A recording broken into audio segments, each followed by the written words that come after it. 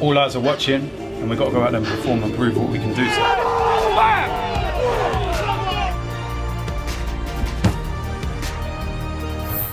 How we doing, guys? Welcome to DT's Daily. Now, on today's show, we're going to take a look at Gareth Bale because he's the latest player to suggest a social media boycott because of online abuse. And the last piece of news involves Arsenal.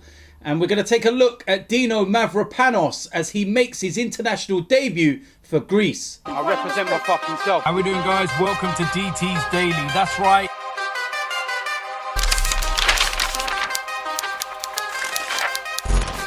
So the first place we're going to start is Wales and Gareth Bale because he has been speaking about the online racial abuse suffered by Kabongo and Matondo after Wales' win over Mexico. And he has said that he would look at a social media boycott if it actually helped the authorities put something in place to stop this. Now, after the game, Matondo took to Twitter to post a screenshot of racist messages he had been sent on Instagram. And he had said, and it continues, another week of Instagram doing absolutely nothing about racial abuse. In response, a spokesperson for Facebook, which owns Instagram, told Sky Sports News, "We do not want abuse on Instagram," and have removed the accounts that sent these messages to Ben Kabonga and Rabbi Matondo this weekend. Last week, of course, former Arsenal forward Thierry Henry described racism on social media as too toxic to ignore. And over the weekend, he disabled all of his accounts following the recent instances on the platform. When asked if he would consider boycotting social media platforms, Bale said, "If everyone did it at once, not just one or two people, I would. If it was a campaign where a lot of influential people in sport and other forms of life on social media make a statement, then I think it could help. If that was the case, then I'm all for it." Of course, Kabongo and Matondo join a growing list of black players who have been subjected to an online abuse in recent weeks. Of course, Manchester United's Anthony Martial, Axel Tuanzebe and Marcus Rashford and Fred have all been targeted, with the latter saying, "We cannot feed that culture," after being racially abused last weekend. And I feel that this is getting worse, or it looks like it's getting worse, but I actually think it's been happening for a long time. The difference is now is that it's being highlighted. Finally, it's being highlighted that something can possibly get done about it. I feel that a lot of players were probably being racially abused and, other kinds of abuse about family, dead relatives, all this kind of thing for a long time. It's probably been happening, but they've never come out and spoke about it. They've never posted screenshots of this abuse. They've probably seen it, moved on, reported the account, and then just got on with their day to day. And that's probably why you never saw so much of it initially, and why at the moment you're seeing so much of it, and why you may think, oh, it's got really bad. And yes, it is bad. I just feel that it's probably been there all along, but we're now only highlighting it. And what Gareth Bale says there is very, very true, that unless everybody does it together, you wonder whether they're really going to take notice. Thierry Henry, of course, is the first one, but Instagram, Facebook, Twitter, whatever it may be, they'll look at that and they say, all right, Thierry Henry's done it, high profile, one of the greatest players to ever play the game.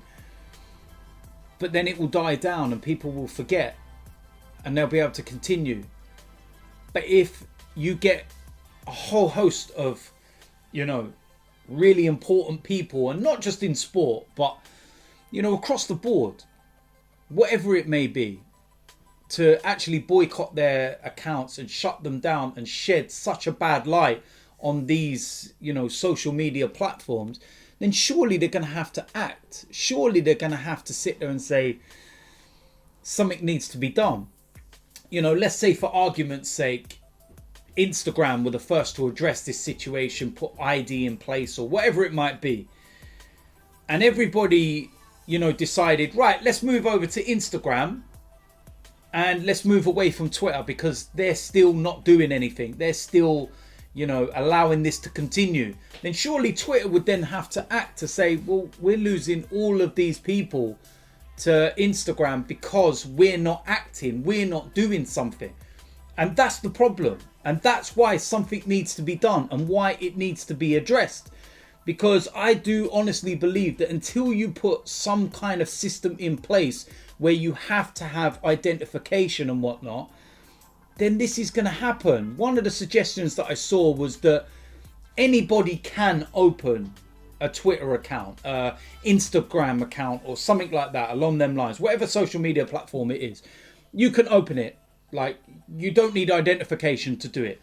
But if you want to interact, you want to comment, you want to retweet, you know, post on somebody's picture on Instagram or anything like that, you then have to supply identification to have your account verified, and you can then comment and you can be free to comment and interact and everything else. And what that means is that everybody on social media will know that the people they're interacting with are people that are just there to interact with and have like-minded conversations. And the moment somebody decides to racially abuse you or, you know, go over the top of the lines or whatever it may be about your family or whatever, then those platforms are going to have all the details there to say, yeah, look, it was Joe Bloggs who lives at such and such, and bang, very simple. Or so it seems. But something needs to be done because it's just getting beyond a joke now. You know, racial abuse, the insults and families and all this kind of stuff. Just stay away from it. You wonder why so many players don't interact with fans, because this is what they're dealt with, and it's other people that miss out. But yeah, we'll wait and see what happens. Next piece of news, Arsenal loanee Dinos Mavropanos made his international debut with Greece, and I'll tell you something, impressive, very impressive. And I've watched some highlights of it. He played the full 90 minutes and he looks really, really good. Now, when he came to Arsenal in 2018, I remember he got thrown in at the deep end and there was a performance at Old Trafford, and I looked and I went, wow, what a player we've got on our hands here. This is somebody that could, you know, be a defender for years to come. And I think it was the following game at Leicester, I think it was, he got sent off and it kind of went, oh no, but he's young and he would learn. But he's 23 years old now and he's been away for a couple of years or so. He's actually in his second loan spell at Stuttgart in Germany. And he's, you know, receiving rave reviews. And some of the performances that I've seen, he looks really good. Very, very strong. Very quick as well. And like I said, at 23 years old, there's a bit of maturity about him now. And this is why he's got his debut with Greece. Now, I don't know what the situation is with Arsenal. Whether Mikel Arteta is looking at him as somebody that he could bring in next season. And to, you know, see if he can really make a claim at Arsenal. But he's going about it the right way. If you go on loan, ultimately that's what loans are for you to grow and develop and to come back a better player for your parent club. Now, there's no obligations or anything within these loan deals. It's quite simply a loan. He goes back to Arsenal.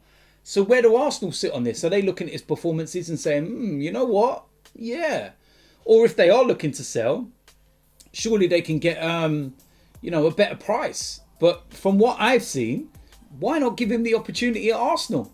He can't do much worse than some of the players that we've had of late. And his performances in the Bundesliga and this, you know, game for Greece, he looks really good. So interesting. And you can let me know your thoughts in the comment section. So there we go. That is it for today's DT's Daily. As usual, let me know in the comment section what you think about today's topics. If you're new around here, hit the subscribe button, smash a like on this video, and I will see you lot soon. I'm out of here.